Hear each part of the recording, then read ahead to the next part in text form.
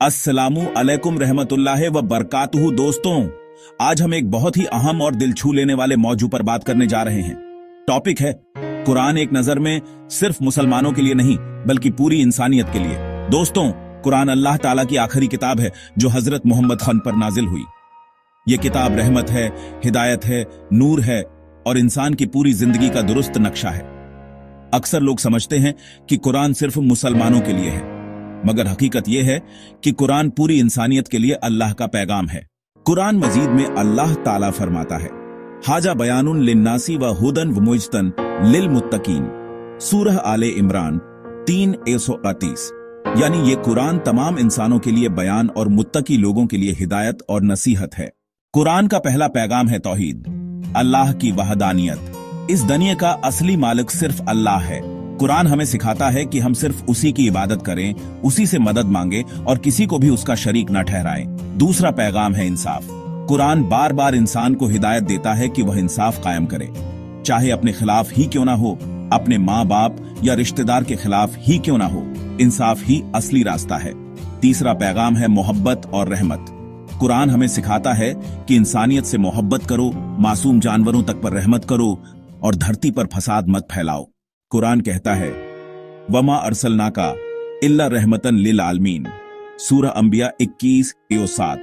यानी ए नबी, हमने आपको नहीं भेजा मगर तमाम जहानों के लिए रहमत बनाकर। कुरान सिर्फ इबादत की किताब नहीं है बल्कि ये एक मुकम्मल जिंदगी का नज्म है। इसमें इबादत के साथ साथ अखलाक, समाजी ताल्लुकात, तिजारत, सियासत, इल्म और अदल सबके लिए साफ हिदायतें मौजूद हैं। दोस्तों, आज के दौर में जब पूरी दुनिया नफरत, जंग, तास्सुब और बेइंसाफी से भरी हुई है, कुरान की हिदायत सबसे ज्यादा जरूरी है। अगर इंसान कुरान के बताए हुए रास्ते पर चले तो दुनिया में अमन, मोहब्बत और इंसाफ कायम हो सकता है। कुरान की एक और आयत है, इन्ना हाजल कुराना यहदी लिल्लती हिया अक़वम, सूरह इसरा 17:9। यानी बेशक ये कुरान उस रास्ते की हिदायत करता है जो सबसे सीधा है। कुरान हमें याद दिलाता है कि असली जिंदगी आखिरत की जिंदगी है। दुनिया तो फानी है, लेकिन जो अमल हम यहाँ करेंगे उसका हिसाब हमें क़यामत के दिन देना होगा। इसलिए कुरान हमें नेक कामों की तरफ बुलाता है और बुरे कामों से रोकता है। कुरान में हमें सिर्फ अल्लाह से जोड़ने की हिदायत नहीं दी गई बल्कि इंसानियत की खिदमत करने का भी सबक दिया गया है। कुरान का पैगाम है कि सबसे बेहतर इंसान वो है जो दूसरों के लिए सबसे ज्यादा फायदेमंद हो। दोस्तों, आइए अब हम ये सोचें कि कुरान को अपनी जिंदगी में कैसे उतारें। पहला, कुरान की तिलावत करें। रोजाना कुछ देर भी अगर हम कुरान पढ़ें तो दिल में सुकून पैदा होता है। दूसरा, कुरान का तर्जुमा समझें। जब तक हम इसके मानी नहीं समझेंगे, हम इसके पैगाम को जिंदगी में लागू नहीं कर सकते। तीसरा, कुरान की तालीमात पर अमल करें। सिर्फ पढ़ना या सुनना काफी नहीं है बल्कि उस पर अमल करना असल मकसद है।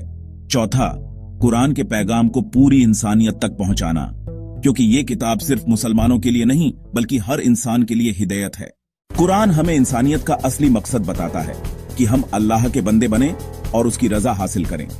ये किताब हमें नफरत से निकालकर मोहब्बत सिखाती है, जुल्म से निकालकर इंसाफ सिखाती है और गुमराही से निकालकर हिदायत देती है। दोस्तों, कुरान का नूर हर दिल में उतरना चाहिए। आज हमें इसकी सबसे ज्यादा जरूरत है।